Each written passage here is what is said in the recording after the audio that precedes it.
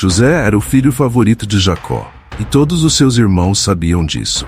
Desde cedo, o amor especial de Jacó por José era evidente, e o favoritismo não passava despercebido pelos irmãos. José, o filho de Raquel, a esposa amada de Jacó, era tratado com uma afeição distinta. Ele recebia mais atenção, mais carinho, e em um gesto que solidificaria o ciúme entre os irmãos, Jacó deu a José uma túnica colorida, algo raro e valioso naqueles tempos. A túnica, feita de várias cores vibrantes, era um símbolo do afeto especial que Jacó nutria por ele. Uma demonstração pública da preferência de Jacó, que só serviu para aumentar o ódio de seus irmãos. Os irmãos de José, no entanto, não compartilhavam do mesmo carinho que o pai sentia.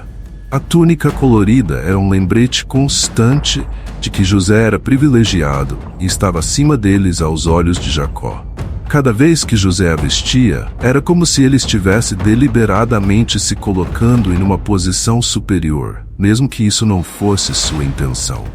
O ressentimento crescia dia após dia, alimentado pelo tratamento desigual. Para os irmãos, José não apenas era o favorito, mas parecia intocável e imune a qualquer crítica.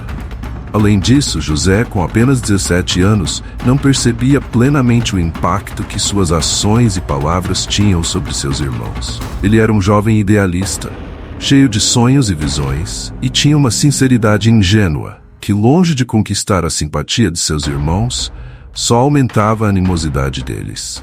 Certo dia, José teve um sonho que o perturbou, e na sua inocência, decidiu contar a seus irmãos, sem pensar nas consequências. "Ouçam o sonho que eu tive", disse ele, ansioso para compartilhar o que parecia ser uma visão importante. "Estávamos amarrando feixes de trigo no campo", começou José, "quando meu feixe se levantou e ficou em pé, e os seus feixes o rodearam e se curvaram diante dele." Ele disse isso com naturalidade, sem perceber o impacto de suas palavras. Para José, era apenas um sonho. Mas para seus irmãos, aquilo parecia uma afronta. Eles se entreolharam, os rostos endurecendo, e o ódio latente começou a emergir. "Você está querendo dizer que será nosso rei?" Um dos irmãos perguntou com um tom ácido. "Que vai nos governar?" A ideia de se curvarem diante do irmão mais novo, o favorito de seu pai, era insuportável. Embora fosse apenas um sonho, eles o tomaram como uma declaração de superioridade, como se José acreditasse estar destinado a governá-los. A cada dia, o ressentimento dos irmãos crescia mais e mais, alimentado pela imagem do jovem José, com sua túnica colorida e seus sonhos arrogantes. Mas José não parou por aí. Pouco tempo depois, ele teve outro sonho, ainda mais surpreendente do que o anterior, e novamente decidiu compartilhá-lo com seus irmãos. "Eu tive outro sonho", disse ele com entusiasmo, sem perceber que suas palavras só trariam mais discórdia. "Desta vez, o sol, a lua e 11 estrelas se curvaram diante de mim." Se o primeiro sonho já havia inflamado a raiva dos irmãos, este foi o suficiente para que o ódio se cristalizasse em algo mais perigoso. Agora, José não estava apenas sugerindo que ele governaria sobre seus irmãos, mas também sobre seus pais. A implicação de sua visão era clara, e os irmãos ficaram indignados com a arrogância aparente do mais jovem. Até mesmo Jacó, que sempre o apoiava, desta vez o repreendeu. "O que é isso que você sonhou?", perguntou Jacó, um tanto irritado. "Quer dizer que eu, sua mãe e seus irmãos vamos nos curvar diante de você?" Apesar da reprimenda, Jacó ficou pensativo. Ele sabia que os sonhos podiam ser mensagens divinas, e embora não quisesse admitir, algo dentro dele o fazia refletir sobre o significado mais profundo dos sonhos de José. Ele não podia ignorar completamente o que José havia dito, mas preferiu deixar o assunto de lado naquele momento. Os irmãos de José, no entanto, não tinham o mesmo discernimento que Jacó. Para eles, os sonhos eram apenas mais uma prova de que José se via como superior, como o filho escolhido, o herdeiro favorito. Seu ódio por José aumentou ao ponto de se tornarem incapazes de falar com ele sem amargura ou desprezo. Eles não viam mais José como parte da família, mas como um obstáculo, alguém que precisava ser removido para que eles pudessem recuperar a honra e o respeito de Jacó. Certo dia, enquanto os irmãos de José estavam longe, cuidando do rebanho de seu pai, Jacó chamou José para uma tarefa especial. Ele queria que José fosse até onde os irmãos estavam pastoreando e verificasse se tudo estava indo bem. Jacó, que confiava plenamente em José, não suspeitava do ódio mortal que os outros filhos nutriam pelo jovem. Vá, veja como estão seus irmãos e o rebanho, e traga-me notícias, disse Jacó com seu tom habitual de carinho. José, sempre obediente e disposto a agradar seu pai, aceitou a missão com entusiasmo, sem imaginar o que o aguardava. Ele colocou sua túnica colorida e partiu em direção aos irmãos. A caminhada até o local onde os irmãos estavam não era curta, mas José seguiu determinado, feliz por estar cumprindo as ordens de seu pai. No entanto, enquanto ele se aproximava, os irmãos o viram de longe. O brilho da túnica colorida denunciava sua presença, e o ressentimento que eles sentiam há tanto tempo começou a ferver. Olhem, lá vem um sonhador, disse um dos irmãos, com desprezo. Eles se reuniram, trocando olhares carregados de raiva. Aquela era a oportunidade que esperavam. José estava sozinho, longe da proteção de seu pai, e agora eles tinham a chance de se livrar dele de uma vez por todas. Quando José se aproximou de seus irmãos, eles já haviam decidido o que fazer. O ódio acumulado durante anos não podia mais ser contido, e os irmãos não viam outra solução a não ser se livrar dele. Enquanto o observavam se aproximar com sua túnica colorida esvoaçando ao vento, eles sentiram um ímpeto de vingança.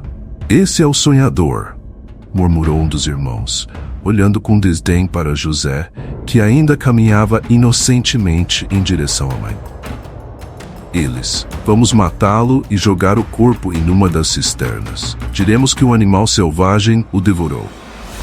Os outros irmãos assentiram, seus rostos endurecidos pela raiva. A morte de José parecia uma solução definitiva para acabar com os sonhos e a arrogância do irmão mais novo. No entanto, Rúben, o mais velho, não podia aceitar um ato tão extremo. Embora também nutrisse ressentimento contra José, matar seu próprio irmão era um fardo que ele não estava disposto a carregar. Rúben, com o coração dividido, sugeriu uma alternativa.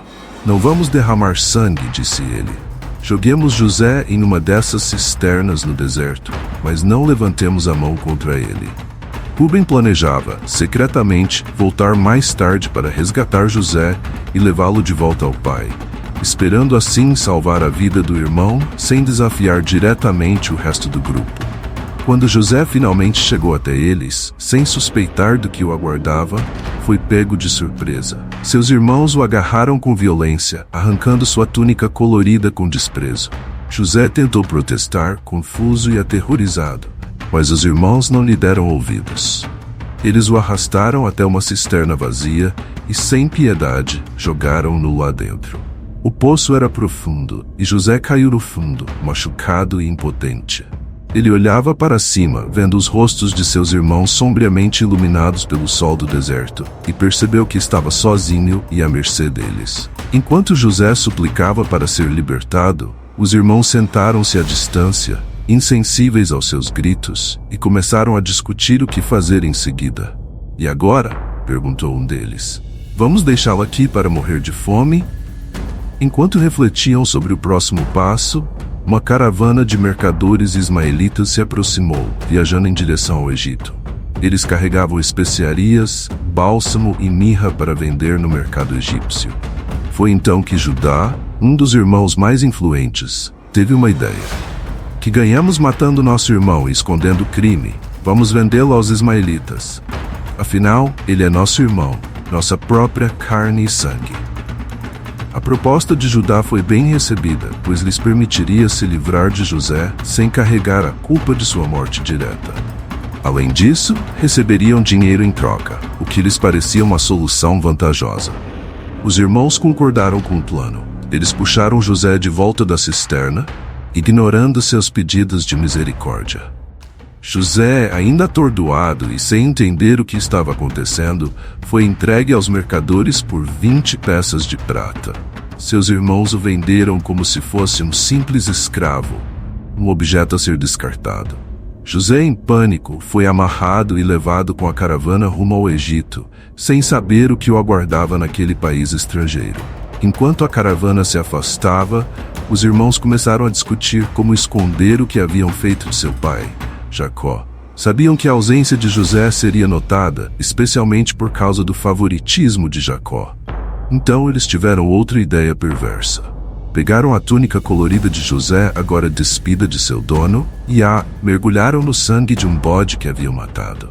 A túnica ensanguentada seria a evidência que entregariam a Jacó, convencendo-o de que José havia sido atacado e morto por um animal selvagem. De volta para casa, os irmãos entregaram a túnica a Jacó.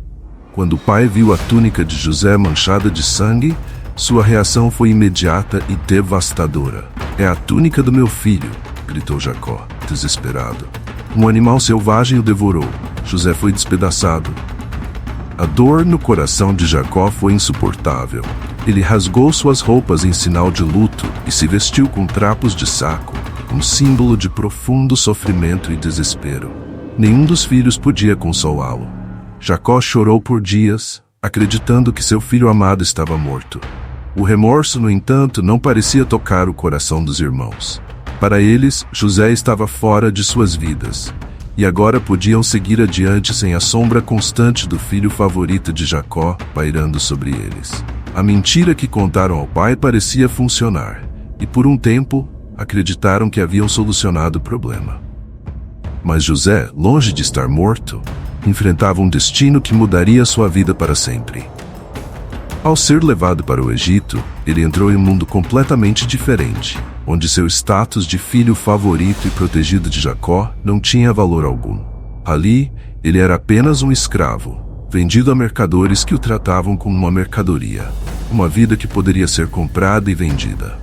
Ao chegar ao Egito, José foi vendido novamente, desta vez a Potifar, um oficial egípcio de alta patente, responsável pela guarda do faraó. A casa de Potifar era grande e movimentada, cheia de servos e escravos, e José logo se viu em meio a essa nova realidade. Embora a vida de José tivesse mudado drasticamente, e ele agora fosse um escravo em uma terra estrangeira, a fé que ele tinha em Deus permaneceu inabalável. Mesmo em meio à traição e ao sofrimento, José acreditava que havia um propósito maior para tudo aquilo. Enquanto José se adaptava à sua nova vida no Egito, longe de sua família e sem esperança de retorno, seus irmãos continuavam a vida normalmente em Canaã, acreditando que haviam resolvido o problema de José para sempre.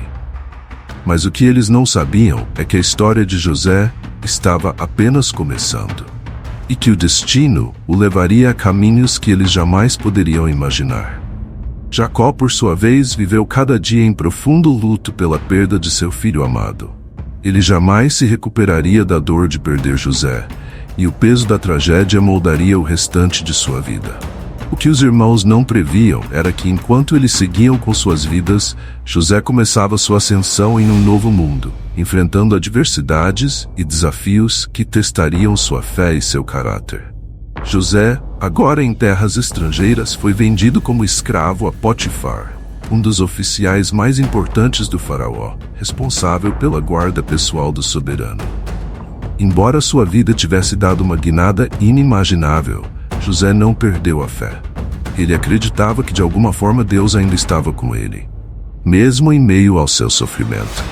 No Egito, longe da casa de seu pai, ele começava uma nova vida, uma vida de servidão e de desafios, mas que também traria grandes oportunidades. Potifar rapidamente notou que José era diferente dos outros escravos. José, com sua dedicação, integridade e habilidade natural para administrar, destacava-se em tudo o que fazia.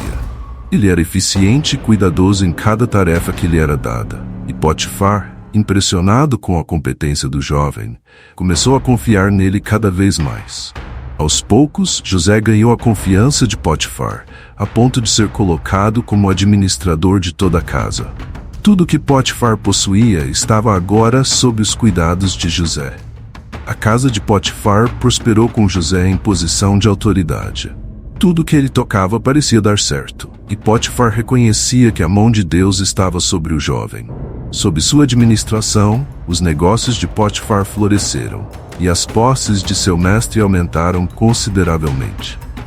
José havia, mais uma vez, demonstrado que, mesmo em circunstâncias adversas, sua fé e caráter inabaláveis podiam levá-lo ao sucesso. Potifar confiava tanto em José que não se preocupava mais com o que acontecia em sua casa. A única coisa que Potifar cuidava pessoalmente era de sua própria alimentação. Todo o resto estava nas mãos de José. Mas apesar de todo o sucesso que José alcançara, sua vida estava prestes a dar outra reviravolta. A esposa de Potifar começou a perceber José de uma forma que não era apropriada. Ele era jovem, bonito e forte, e isso despertou nela um desejo perigoso. Dia após dia, ela começou a seduzir José, tentando convencê-lo a deitar-se com ela. No entanto, José, fiel tanto a Deus quanto ao seu mestre, recusava todas as suas investidas. Meu senhor confiou em mim tudo o que ele tem, disse José, quando ela o pressionou mais uma vez. Ele não me negou nada, exceto você, sua esposa. Como poderia eu cometer um pecado tão grande contra Deus e contra o meu senhor?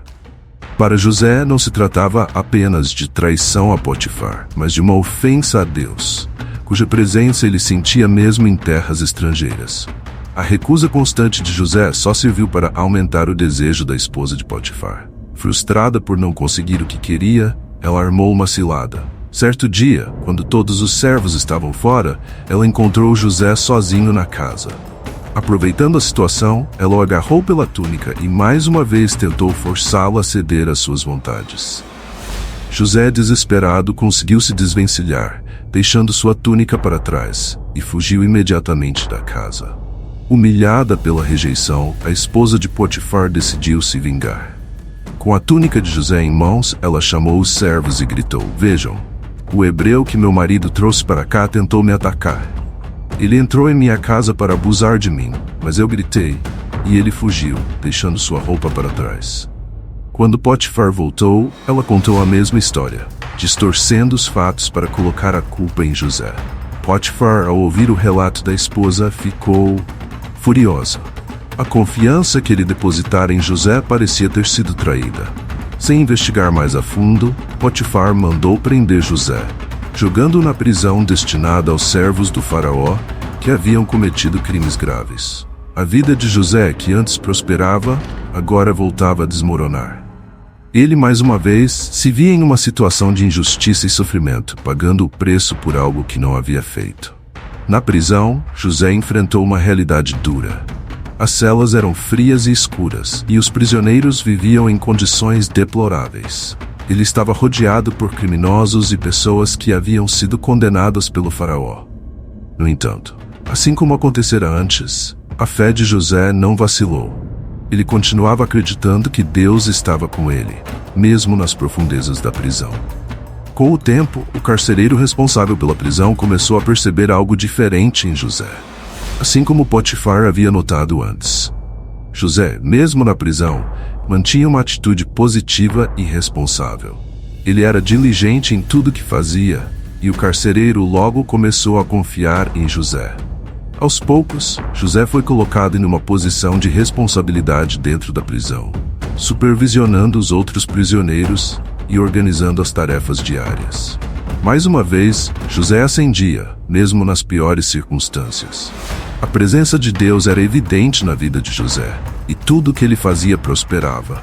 Embora estivesse fisicamente aprisionado, seu espírito permanecia livre, alimentado por sua fé inabalável. José sabia que, de alguma forma, Deus ainda tinha um propósito para ele, e mesmo em meio à injustiça, ele permanecia fiel. Com o tempo, 2 prisioneiros especiais foram enviados à mesma prisão onde José estava: o copeiro e o padeiro do faraó. Ambos haviam ofendido o rei do Egito de alguma maneira e aguardavam seu julgamento. Certo dia, José percebeu que ambos estavam perturbados, e ele, com sua sensibilidade, perguntou o que os afligia. Os 2 homens explicaram que haviam tido sonhos estranhos e não conseguiam entender o significado deles. José, confiante na habilidade que Deus lhe dera, ofereceu-se para interpretar os sonhos. "As interpretações pertencem a Deus", disse ele. "Contem-me os sonhos, e Deus me revelará o significado." O copeiro foi o primeiro a contar seu sonho. Ele sonhara com uma videira com 3 ramos, que floresciam e produziam uvas. No sonho, ele espremia as uvas no copo do faraó e entregava o copo em suas mãos. José ouviu atentamente e com sabedoria revelou a interpretação. Os 3 ramos representam 3 dias, disse ele. Dentro de 3 dias, o faraó o chamará de volta e o restaurará à sua posição de copeiro. Você voltará a servir o faraó como antes. O copeiro, aliviado com a interpretação, agradeceu a José. E José, em troca, pediu-lhe um favor. Quando estiver de volta à presença do faraó, lembre-se de mim. Fale de mim ao faraó para que eu possa sair desta prisão, pois fui tirado injustamente da casa de meu pai e não cometi crime algum aqui. O padeiro, animado pela interpretação positiva do sonho do copeiro, contou seu próprio sonho a José. Ele sonhara com 3 cestos de pão na cabeça, e no cesto de cima havia pães e doces para o faraó. Mas as aves vinham e comiam do cesto. José, porém, teve de dar uma interpretação diferente. Os 3 cestos também representam 3 dias, disse ele. Mas infelizmente, em 3 dias o faraó o condenará à morte. Você será enforcado e as aves comerão sua carne. As interpretações de José provaram-se verdadeiras. 3 dias depois, o faraó celebrou seu aniversário e, conforme o sonho, restaurou o copeiro à sua posição e condenou o padeiro à morte. No entanto, o copeiro, uma vez livre, esqueceu-se de José, deixando-o na prisão por mais 2 longos anos. Mesmo assim, José continuava a confiar em Deus, esperando pacientemente o tempo de sua libertação. Embora as portas da prisão tivessem se fechado sobre José, sua fé permaneceu inabalável. Ele sabia que sua situação era injusta, mas não permitiu que o desespero o consumisse. Na prisão, José continuou a confiar em Deus, e sua bondade e habilidade natural logo se destacaram, mesmo naquele lugar sombrio. O carcereiro, impressionado com o caráter de José, entregou a ele responsabilidades, permitindo que José supervisionasse outros prisioneiros. Era um cargo de confiança, mesmo em meio a tanta adversidade. O ambiente da prisão era opressivo.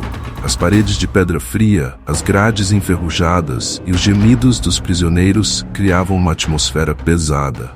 Ainda assim, José, com sua paciência e integridade, fez de sua nova realidade um lugar onde ele poderia servir aos outros e a Deus. Seu papel dentro da prisão crescia, e o respeito que ele ganhava entre os prisioneiros e os guardas era notável. Mas apesar disso, José continuava cativo, sem saber quando ou se sua liberdade seria concedida. Durante esse tempo, 2 novos prisioneiros foram trazidos à prisão: o copeiro e o padeiro do faraó. Ambos haviam caído em desgraça diante do rei e foram lançados na prisão, onde aguardavam seus destinos. José, agora responsável por cuidar dos prisioneiros, foi designado para cuidar deles. Apesar da severidade da situação, José tratou os 2 homens com a mesma bondade e atenção que demonstrava a todos. Certo dia, José percebeu que ambos os homens estavam profundamente perturbados. Seus semblantes, normalmente apáticos, estavam carregados de preocupação. José, sempre sensível ao sofrimento alheio, perguntou: "Por que estão com o rosto tão abatido hoje?" Os 2 homens, claramente desconcertados, contaram que haviam tido sonhos estranhos na noite anterior, sonhos que não conseguiam entender, mas que sabiam carregar um significado importante. Os sonhos, nos tempos antigos, eram frequentemente vistos como mensagens divinas, e tanto o copeiro quanto o padeiro acreditavam que seus sonhos traziam algum tipo de revelação. No entanto, não havia quem os interpretasse ali na prisão. Foi então que José, reconhecendo sua habilidade dada por Deus, disse a eles: "As interpretações pertencem a Deus. Contem-me os sonhos e Deus me dará a interpretação." O copeiro foi o primeiro a falar. Ele contou a José que em seu sonho havia uma videira com 3 ramos. A videira floresceu, suas uvas amadureceram, e ele espremia as uvas em um copo e entregava ao faraó. José, após ouvir o relato com atenção, deu a interpretação: os 3 ramos são 3 dias. Dentro de 3 dias, o faraó o restaurará à sua posição, e você voltará a servi-lo como antes. O copeiro, aliviado com a interpretação positiva, sentiu seu ânimo restaurado. José então pediu-lhe um favor. Quando estiver de volta à sua posição, lembre-se de mim. Fale ao faraó sobre minha situação, pois fui tirado da casa de meu pai injustamente, e aqui também estou preso sem motivo. O padeiro, encorajado pela boa interpretação do sonho do copeiro, também contou seu sonho a José. Eu sonhei que havia 3 cestos de pães sobre a minha cabeça, disse o padeiro. No cesto de cima havia pães e doces para o faraó, mas as aves vinham e comiam do cesto. José, no entanto, percebeu que a interpretação daquele sonho não seria tão favorável. Com pesar, ele revelou o significado. Os 3 cestos são 3 dias. Dentro de 3 dias, o faraó o executará, e seu corpo será pendurado, e as aves comerão sua carne. Ambos os prisioneiros ficaram impactados com as interpretações de José. Enquanto o copeiro tinha motivos para ter esperança, o padeiro sabia que seu destino estava selado. 3 dias depois, durante as festividades de aniversário do faraó, os sonhos se cumpriram exatamente como José havia predito. O copeiro foi restaurado à sua posição, enquanto o padeiro foi executado. No entanto, quando o copeiro foi libertado e retomou seu cargo ao lado do faraó, ele esqueceu-se de José. O jovem hebreu, que havia interpretado seu sonho com precisão, permaneceu na prisão, esperando por uma libertação que parecia nunca chegar. A esperança que José depositara na promessa do copeiro foi frustrada, e ele ficou na prisão por mais 2 longos anos. Esses anos adicionais de prisão foram uma prova de fé ainda mais dura para José. Embora tivesse se resignado à sua condição, a demora para sair daquele lugar certamente testou sua paciência. Mesmo assim, ele não perdeu a esperança. José continuou fiel, acreditando que Deus ainda tinha um propósito para ele. Suas orações, silenciosas mas constantes, eram um lembrete de que, apesar de tudo, ele nunca estava sozinho. Durante esses 2 anos, José manteve sua rotina na prisão. Sua presença, que antes era vista como apenas mais um prisioneiro, agora era reconhecida por todos como essencial para o funcionamento daquele lugar. Sua diligência e seu caráter firme faziam dele uma figura respeitada, até mesmo pelos guardas. Mas, embora ele tivesse conquistado essa posição de autoridade relativa, José ainda era um prisioneiro, e seu destino parecia indefinido. Mesmo na prisão, José nunca deixou de ser um servo de Deus. Ele compreendia que sua vida estava nas mãos divinas e que, a seu tempo, a redenção viria. A confiança de José não estava apenas em suas habilidades de interpretar sonhos ou em sua capacidade de administrar bem uma casa ou uma prisão. Sua verdadeira confiança estava em Deus, e foi essa fé que o sustentou ao longo de tantos anos de sofrimento e injustiça. Mas enquanto José aguardava pacientemente, a vida no palácio do faraó seguia seu curso. O Egito, grande e poderoso, vivia seus ciclos de prosperidade e crise, e a política interna do faraó se movia com o fluxo das estações. José sabia pouco sobre o que acontecia fora das muralhas da prisão, mas em breve ele descobriria que o destino ainda reservava grandes surpresas para ele. Embora o copeiro tivesse esquecido de José, o faraó, sem saber, estava prestes a se tornar a chave para a libertação de José. Quando o momento certo chegasse, José seria chamado a desempenhar o papel mais importante de sua vida. Um papel que mudaria não apenas sua história, mas a de sua família e de todo o Egito. José continuava a esperar, fiel e paciente, sem saber que o fim de sua provação estava próximo. Em breve, o jovem escravo hebreu que havia sido traído por seus próprios irmãos veria a mão de Deus agir de uma maneira que ele jamais poderia ter imaginado. 2 anos se passaram desde que o copeiro havia sido libertado e restaurado a sua posição de confiança ao lado do faraó. Para José, a espera parecia interminável. Ele continuava na prisão, fiel à sua rotina, sem saber que em breve sua vida daria uma guinada decisiva. O faraó, que governava o Egito com mão firme, estava prestes a passar por uma experiência que ninguém em seu reino poderia prever. Sonhos perturbadores, tão vívidos que o deixariam profundamente inquieto. Certa noite o faraó teve 2 sonhos, ambos estranhos e intensos. No primeiro, ele sonhou que estava à beira do rio Nilo. De repente viu 7 vacas gordas e saudáveis saírem das águas e pastarem entre os juncos. Em seguida, 7 vacas magras e doentes surgiram e devoraram as vacas gordas.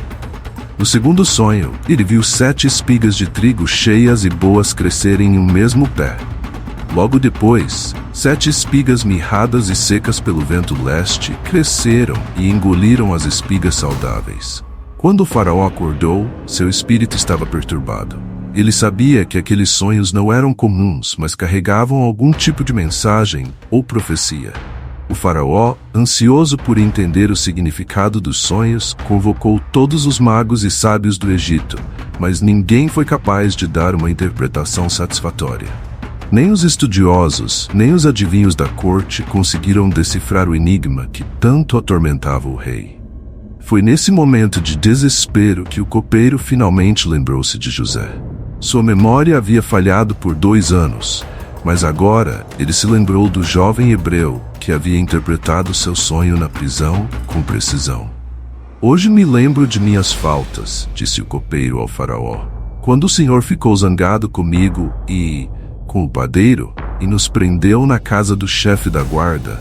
Havia lá um jovem hebreu que interpretou nossos sonhos. Ele disse exatamente o que iria acontecer, e tudo aconteceu como ele havia predito. Talvez ele possa interpretar seus sonhos também.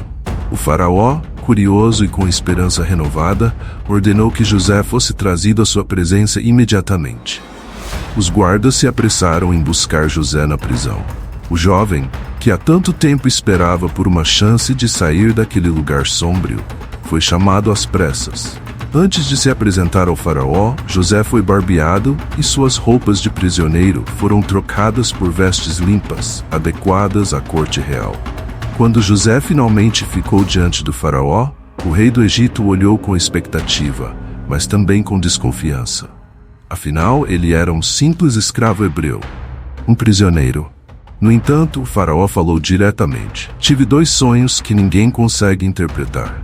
Ouvi dizer que você é capaz de interpretar sonhos." José, com sua fé firme, respondeu humildemente: "Eu não sou capaz de interpretar sonhos, mas Deus dará uma resposta que será benéfica ao faraó." O faraó então contou os 2 sonhos a José, relatando cada detalhe das vacas gordas e magras, das espigas saudáveis e mirradas. José ouviu com atenção, e enquanto o faraó falava, o Senhor lhe revelava o significado por trás dos sonhos. Quando o faraó terminou, José estava pronto para dar a interpretação. "Os 2 sonhos têm o mesmo significado", começou José com confiança. "Deus revelou ao faraó o que ele está prestes a fazer. As 7 vacas gordas e as 7 espigas saudáveis representam 7 anos de grande fartura que virão sobre o Egito.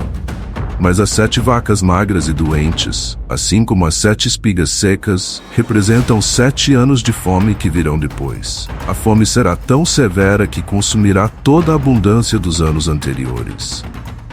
O faraó ouviu em silêncio enquanto José continuava. Deus deu ao faraó 2 sonhos semelhantes para mostrar que o que ele decretou está decidido, e isso acontecerá em breve. Portanto, meu conselho ao faraó é que escolha um homem sábio e cheio de discernimento e o coloque à frente da terra do Egito. Durante os 7 anos de fartura, o faraó deve reservar 1/5 de toda a colheita do Egito e armazenar o excedente de grãos em cidades fortificadas. Isso servirá de reserva para os 7 anos de fome que virão, e assim o Egito não será destruído pela calamidade. As palavras de José impressionaram profundamente o faraó e todos os seus conselheiros. Não apenas pela clareza da interpretação, mas também pela sabedoria do conselho que ele deu. O faraó, reconhecendo que José possuía algo especial, virou-se para seus conselheiros e disse: "Será que podemos achar alguém como este homem, em quem está o Espírito de Deus?"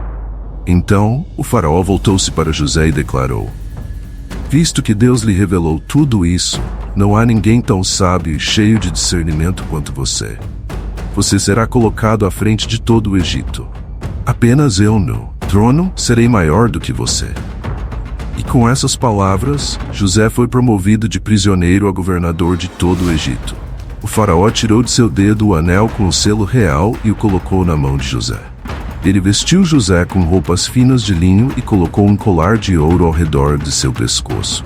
José foi colocado no segundo carro mais importante do reino, e todos que o viam deviam se ajoelhar diante dele. A transformação foi completa.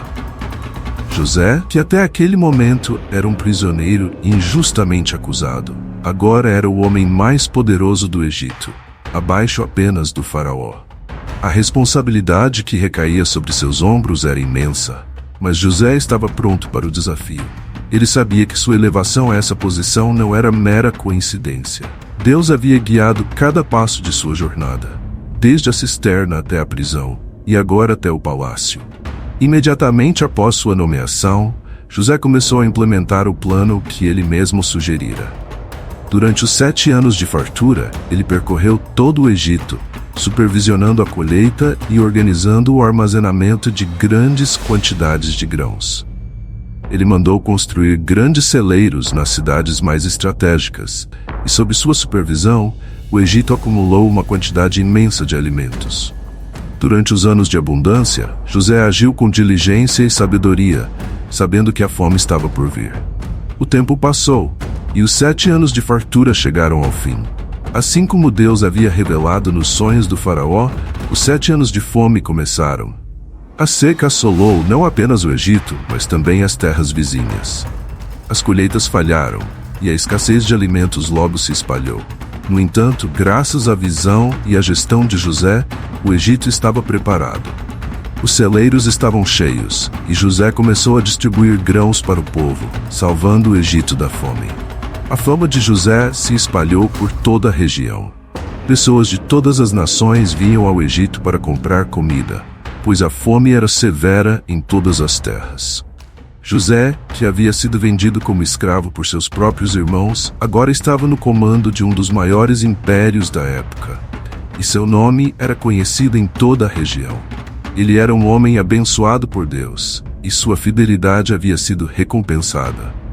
O que José não sabia naquele momento era que em breve ele teria um reencontro que mudaria sua vida para sempre.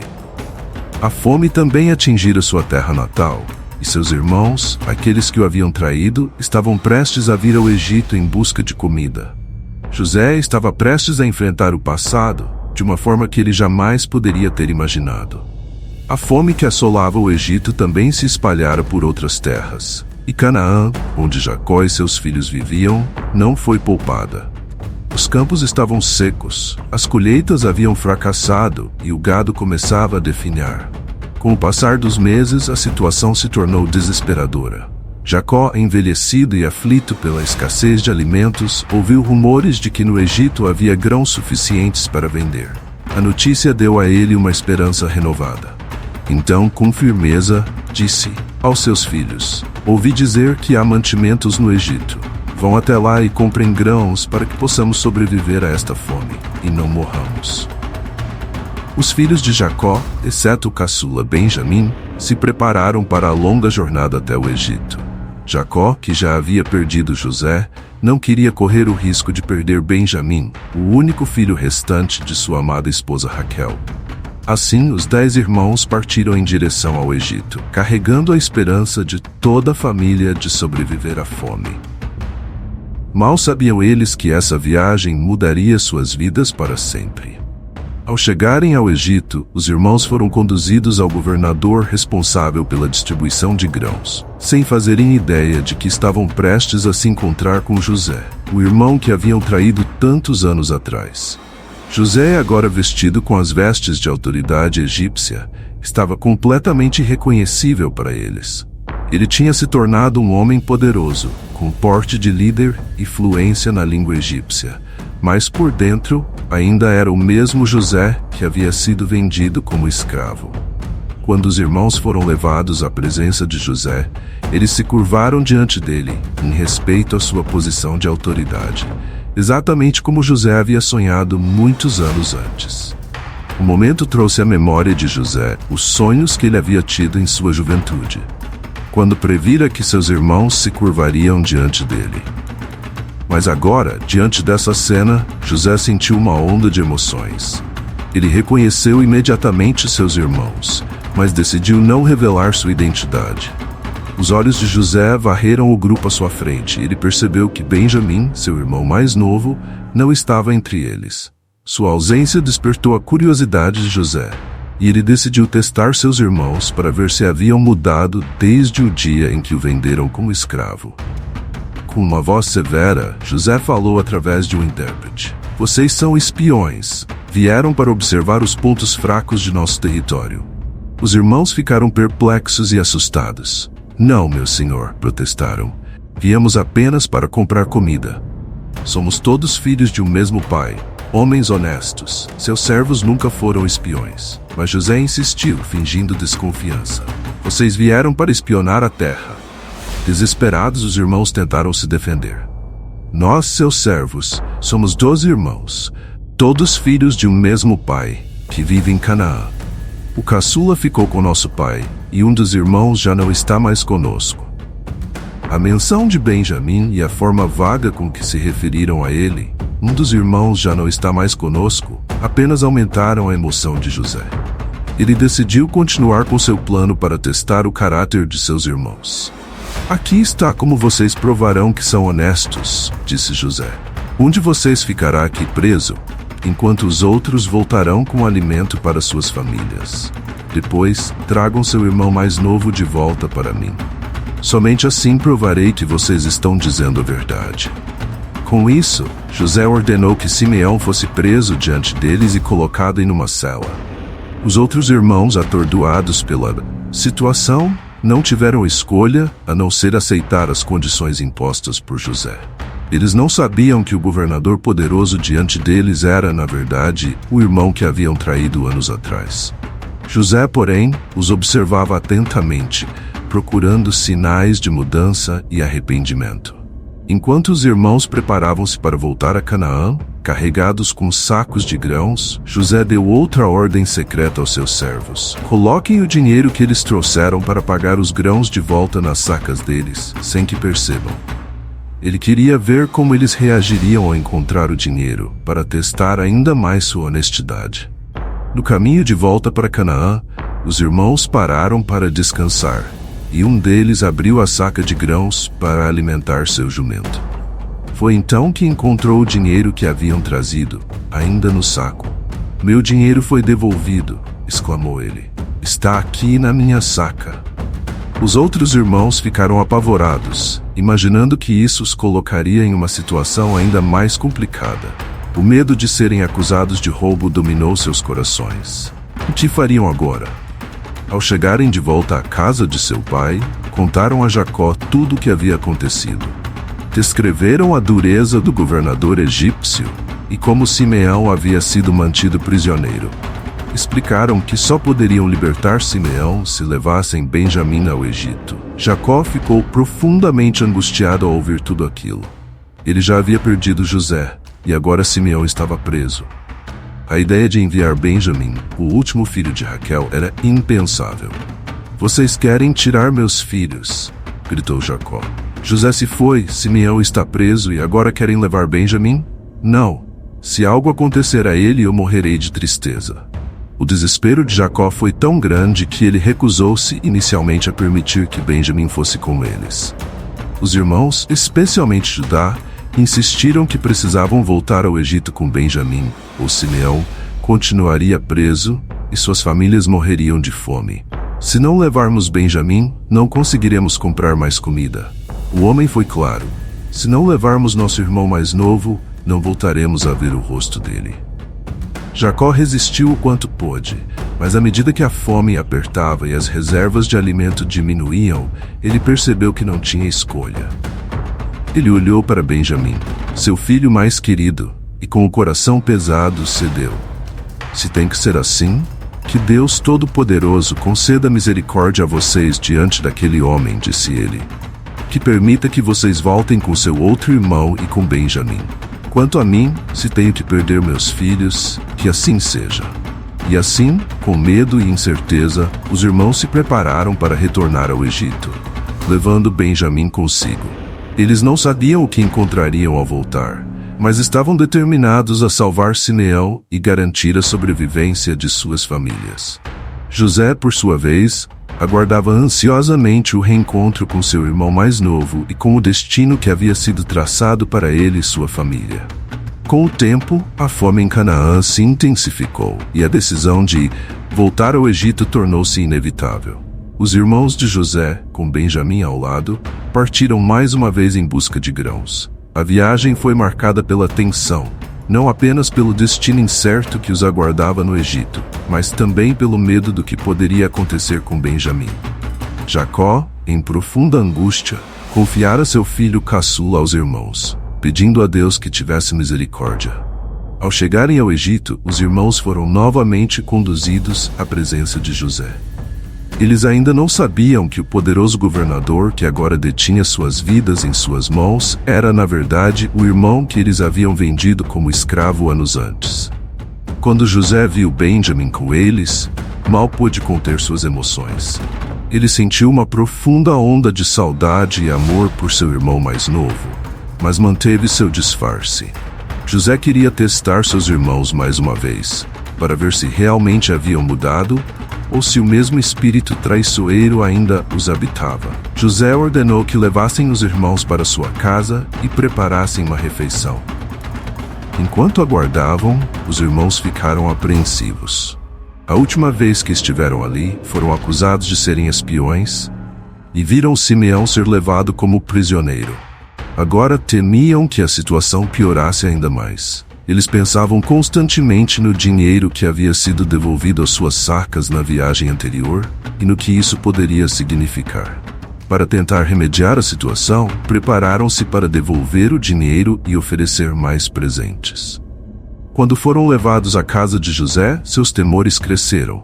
Ao chegarem, entregaram o dinheiro devolvido ao administrador de José, explicando que não sabiam como o dinheiro havia retornado às suas sacas. O administrador, no entanto, os tranquilizou, dizendo que o dinheiro deles havia sido recebido corretamente.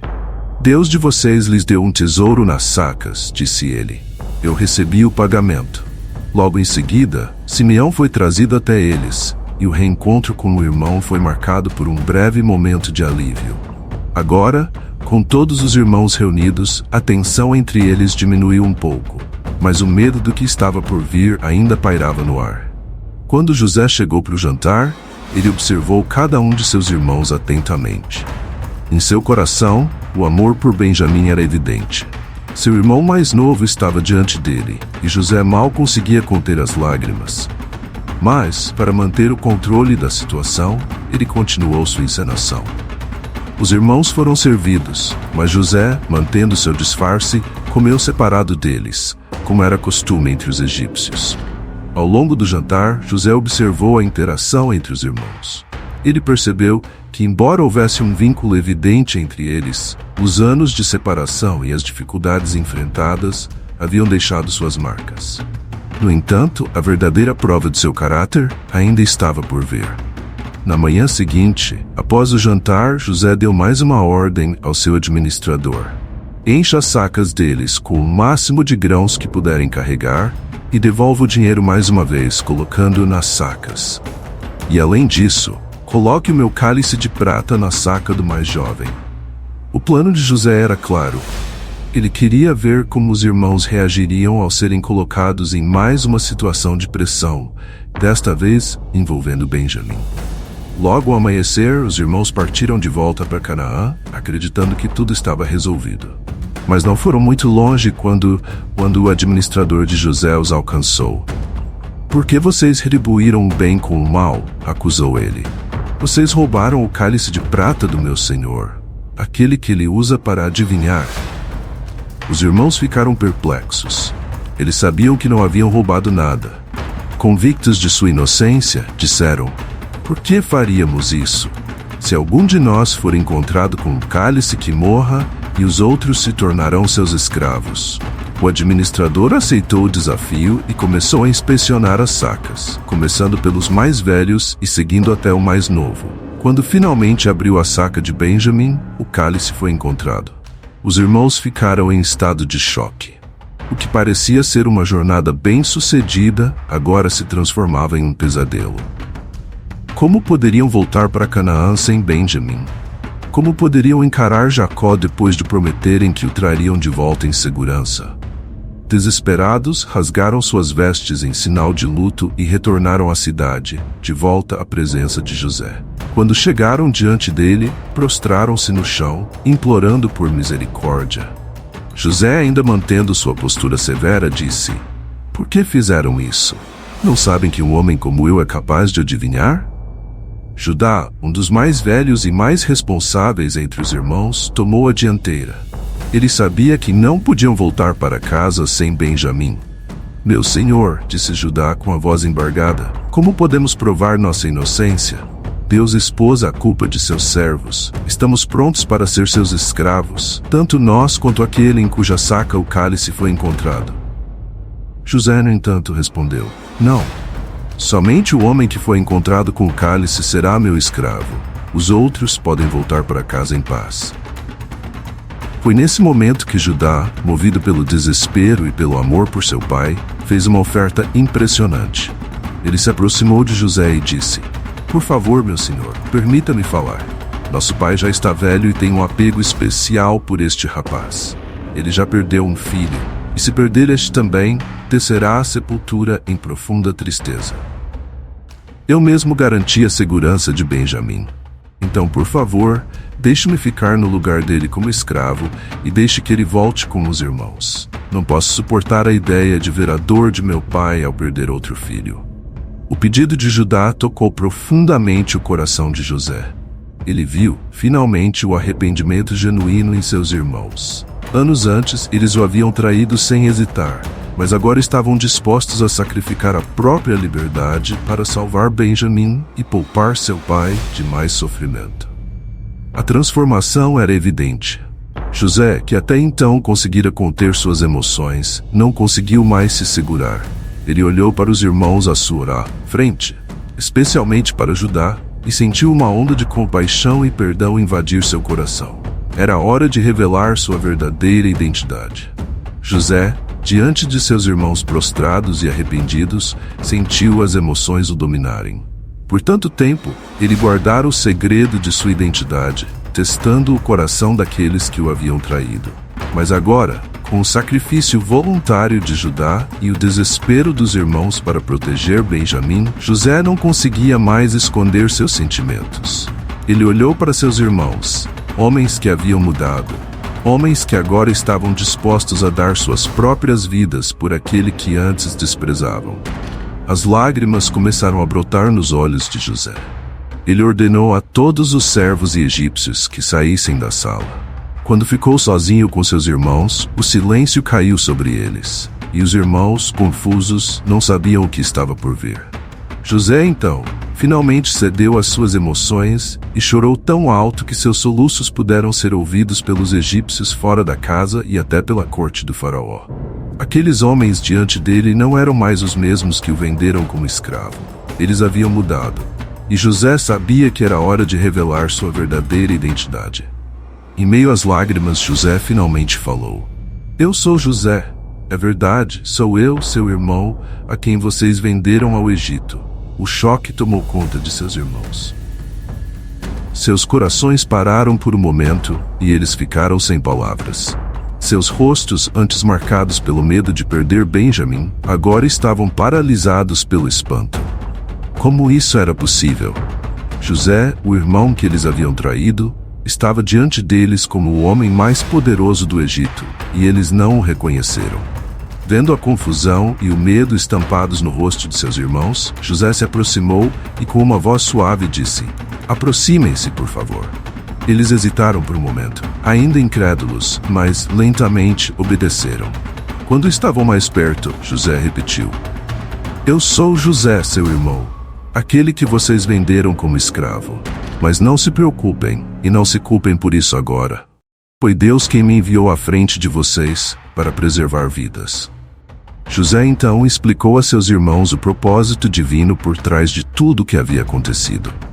Ele contou como Deus o havia guiado para o Egito, não apenas para salvar sua própria vida, mas para salvar a vida de toda a família deles. Já houve 2 anos de fome na terra, e ainda haverá 5 anos em que não haverá lavoura nem colheita. Mas Deus me enviou antes de vocês para preservar um remanescente na terra e salvar as suas vidas com um grande livramento. As palavras de José penetraram fundo no coração dos irmãos. Eles esperavam punição, castigo por seus pecados, mas em vez disso encontraram perdão e misericórdia. José, o homem que eles haviam tratado tão cruelmente, estava agora estendendo a mão para eles em compaixão, explicando que, apesar de sua traição, Deus havia usado tudo para um propósito maior. Eles não podiam acreditar no que estavam ouvindo. José continuou: Não, fui eu quem trouxe tudo isso à tona. Foi Deus quem me fez pai de Faraó, senhor de toda a sua casa e governador de todo o Egito.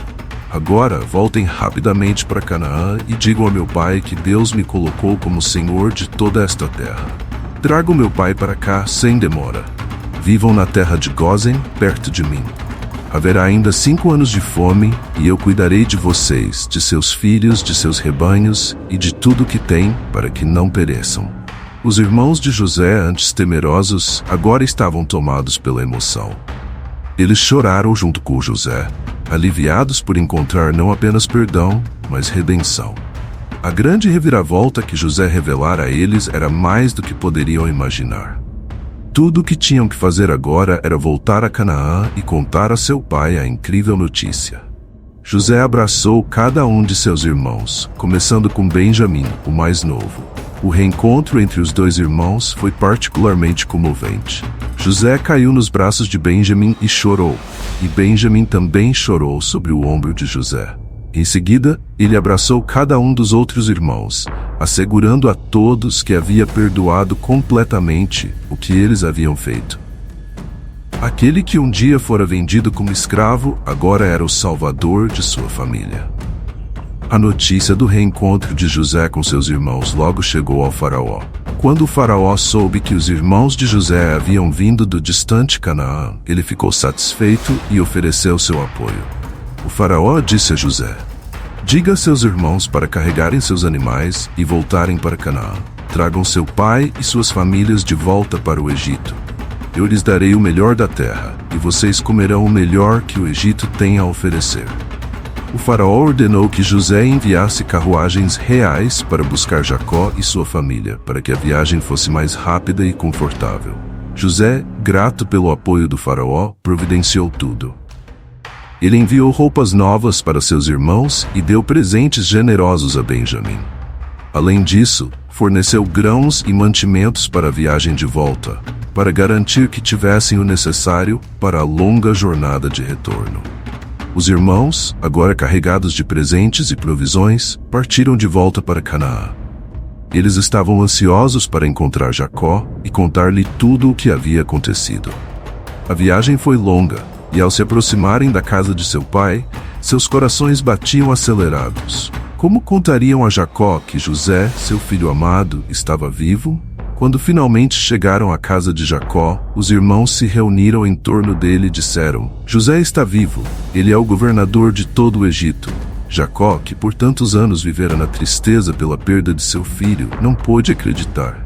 As palavras pareciam impossíveis. José está vivo?